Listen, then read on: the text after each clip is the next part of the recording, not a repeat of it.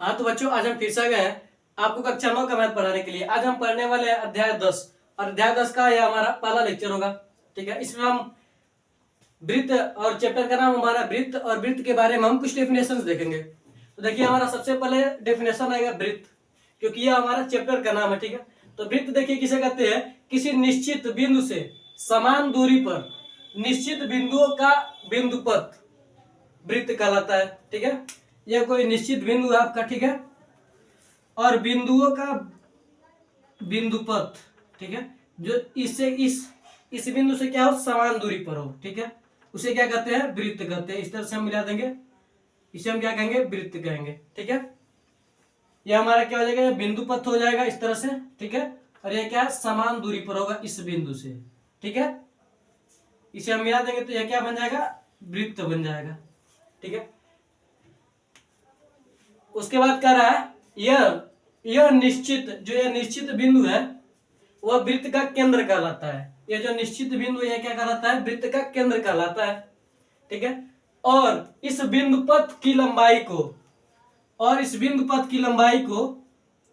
ये जो बिंदुपथ है इसकी लंबाई को हम क्या कहते हैं, परिधि कहते हैं। ठीक है, इसे हम क्या कहते हैं, परिधि कहते हैं। और यह हमारा क्या है, त्रिज्या है, सॉरी केंद्र है। क्या है, केंद्र है। इसके बाद देखिए हमारा अगला डेफिनेशन है वृत्त की त्रिज्या। तो देख लीजिए वृत्त की त्रिज्या क्या होता है, वृत्त के केंद्र से, यह जो वृत्त के केंद्र है इससे केंद्र से परिधि तक की दूरी को, यह केंद्र है हमारा, और इससे यह परिधि तक की दूरी को क्या कहेंगे, हम त्रिज्या कहेंगे। यह हमारा क्या हो जाएगा, त्रिज्या हो जाएगा।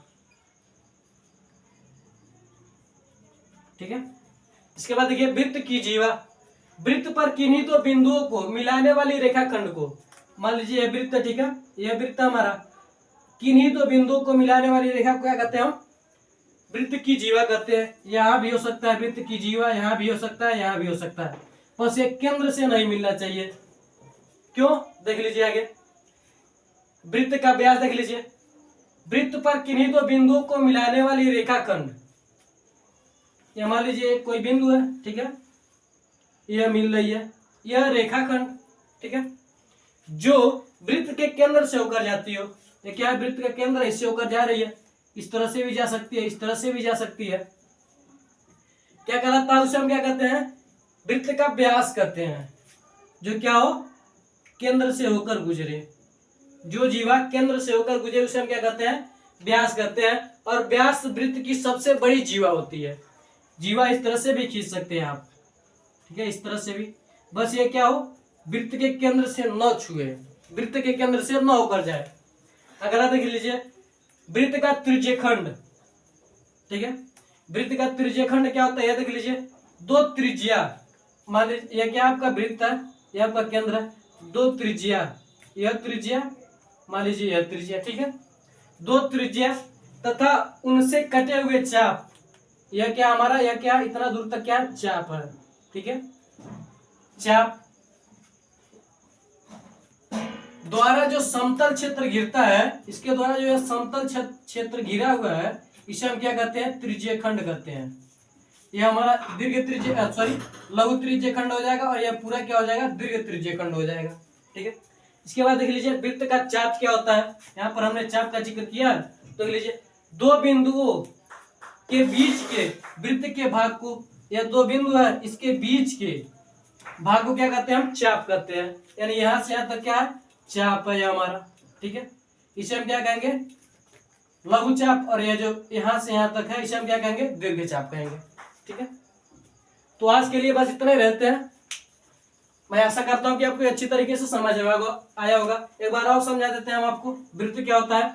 कह रहा है एक किसी बिंदु से, मान लीजिए कोई बिंदु है, इससे निश्चित दूरी पर क्या हो, इससे निश्चित दूरी यानी समान दूरी पर क्या हो, बिंदुओं का बिंदुपथ, इस तरह से बिंदुओं का बिंदुपथ हो। समान दूरी पर अगर इस तरह से आप करेंगे तो ये समान दूरी पर नहीं रह जाएंगे, यहाँ पर कोई दूरी कुछ और होगा, यहाँ पर कुछ और होगा, यहाँ पर कुछ और होगा, इसलिए हम क्या कहेंगे, इसको गोलाकार रूप देंगे, तभी तो यह समान दूरी पर होगा, और इसे हम मिला देंगे तो यह क्या हो जाएगा, हमारा वृत्त हो जाएगा। ठीक है, और यह हमारा क्या होता है, वृत्त का केंद्र होता है जो निश्चित दूरी पर है, ठीक है। और जो बिंदुपथ है वो क्या होता है, वृत्त की परिधि होती है, जो बिंदुपथ की लंबाई है। यह क्या हो जाएगा, हमारा वृत्त हो जाएगा। और यहां से इस तरह से केंद्र से परिधि तक की दूरी को हम क्या कहते हैं, त्रिज्या कहते हैं, ठीक है। और जीवा क्या होती है, वृत्त के परिधि को यानी वृत्त को किन्हीं दो बिंदुओं से मिलाने वाली रेखा को क्या कहते हैं, रेखाखंड को क्या कहेंगे, वृत्त की जीवा कहेंगे, ठीक है। वृत्त का व्यास क्या होता है, वृत्त का व्यास भी एक प्रकार का जीवा है जो क्या होता है, केंद्र से होकर जाता है इस तरह से, ठीक है। त्रिज्यखंड क्या होता है, दो त्रिज्या है, ठीक है, दो त्रिज्या तथा चाप द्वारा कटे हुए समतली भाग को क्या कहते हैं हम, त्रिज्यखंड कहते हैं। और चाप क्या होता है आपका, दो बिंदुओं के बीच की, या दो बिंदु है, ठीक है, इन दोनों के बीच के वृत्त के भाग को क्या कहेंगे हम, चाप कहते हैं, ठीक है। तो मैं ऐसा करता हूं कि आपको ये समझ में आएगा। तो कल से हम पढ़ेंगे प्रश्नावली 10.1। तो आज के लिए बस इतना रहते हैं।